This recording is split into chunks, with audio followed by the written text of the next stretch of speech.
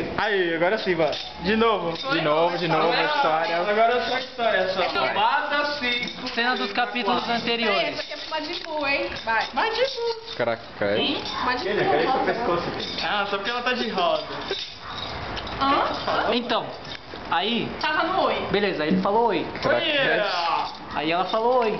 Tá, esse rapaz aqui Eu. falou pra essa mocinha. Ela. Essa mocinha falou pra ele. Sei lá que você rapaz.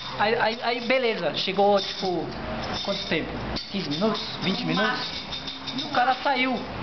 Não, ele saiu. O cara. O cara. Ah, ele saiu, no caso.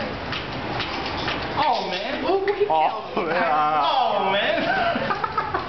E aí o que acontece? Oh, man. Todos esses dias passados Ali depois, no baile. ele tava lá online, mas e ela não viu ele. Ó, ele conversou comigo esses últimos dias aí. Ela- Estavam lá no... E eu conversei com ela. E saiu sem me dar Nossa, tchau. viu? Ele sumiu. Ele conversou comigo ontem. Onde que ele tava ontem? Ele tava na mesa dela? Não tava, ele conversou comigo ontem. Mas ontem Você eu entendeu? entrei na Você não entendeu? Mas eu tenho uma coisa a falar. Eu não entrei na minha cena. Acho que entrou, velho. Ele entrou, meu. Não. Eu entrei na minha cena. Ontem foi sexta, para de beber. Vamos. É pra mim. Vai pra cara. Como que eu vou te entrar nessa Mas não aí? foi à noite. Um ano que expulsei todo mundo de casa, Não foi à noite, não foi mano. à noite. Foi à tardezinha, da tarde, durante o trabalho, entendeu? Os amigos da família. À tarde, enquanto o sol não se punha. Não. Mas não tô falando de ontem, tô falando de outro dia. Toma!